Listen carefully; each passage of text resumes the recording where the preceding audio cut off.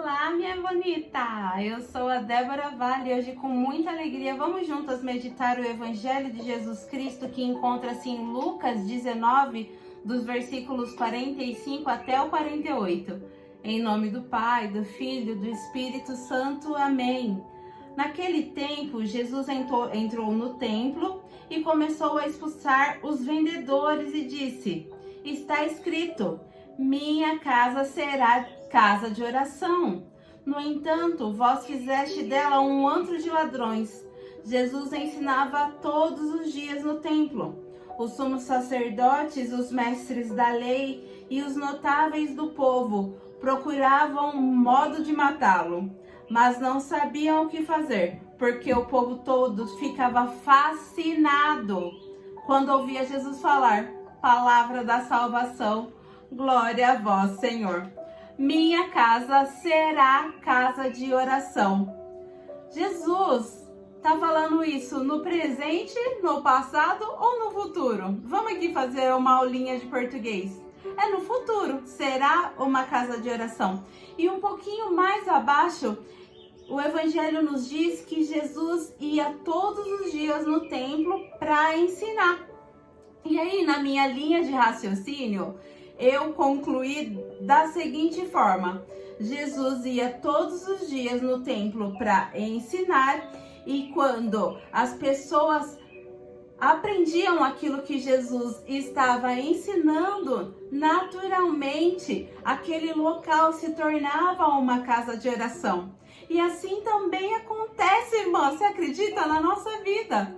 Se nós nos abrirmos a nossa mente, a nossa inteligência, o nosso coração, para podermos aprender aquilo que Jesus tem para nos dizer no dia a dia, todos os dias, porque Jesus é assim, esse homem que vem todos os dias nos visitar, vem todos os dias ao nosso encontro, e Ele quer nos ensinar a Tua palavra, o Teu modo de viver. Ele quer nos ensinar algumas respostas dessa vida para nossa salvação, para nós percorrermos o nosso dia na via da santidade, da bem-aventurança. E quando a gente se abre a esse aprendizado de Jesus, automaticamente, naturalmente, a nossa vida se torna uma vida de oração. A vida de oração é uma conversa íntima com o próprio Deus, com o próprio Cristo.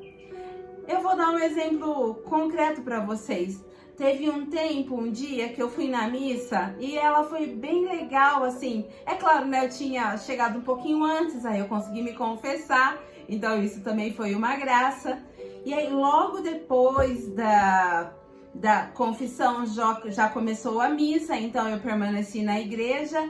E aí na homilia o padre falou sobre o serviço da mulher, a disposição da mulher. E foi muito bacana, assim. Nossa, eu prestei muita atenção naquele evangelho. Eu estava com meu coração aberto como uma esponjinha, assim, sabe, seca, e que absorve toda a água. Foi assim que eu absorvi o evangelho daquele dia. Quando chegou no momento da comunhão, eu orei tudo aquilo que eu aprendi no evangelho, que eu queria naquela homilia, que eu queria ser aquela mulher que serve, que tem o coração aberto, que é prestativa, que não é preguiçosa, que é providencial da forma dela, que é feminina, que é amiga, que é acolhedora. Foi assim que eu orei na minha oração da comunhão.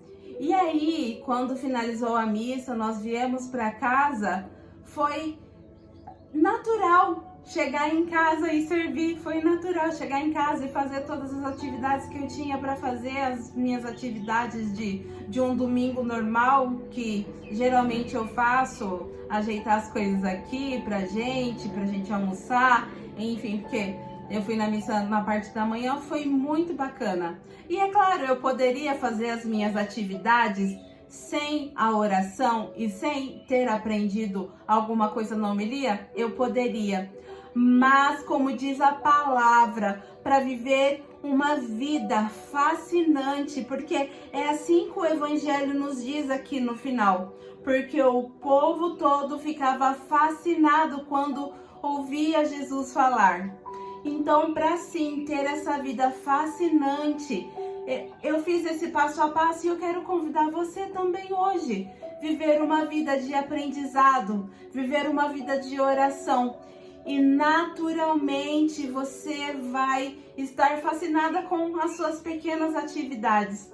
Para dar um beijo gostoso no marido quando ele chegar, para dar um abraço bacana nos teus filhos, independente da idade deles, usar o passo a passo para ter essa vida de aprendizado que naturalmente vai se transformar em oração. Que Ele nos ajude, abençoe e guarde, Ele que é Pai, Filho e Espírito Santo. Amém.